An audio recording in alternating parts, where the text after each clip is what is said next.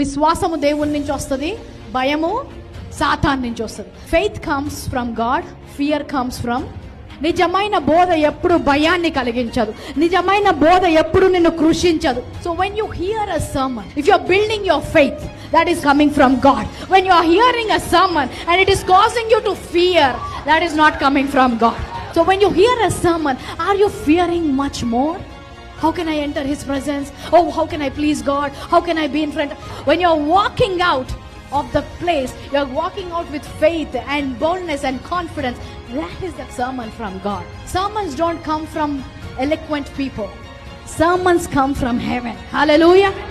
Paul says, Paul ఏమంటాడు తెలుసా, నాకు వాక్చాతుర్యము లేదు, మాట్లాడే అంత వొకాబులరీ నాకు లేదు. నా దగ్గర ఏముంది?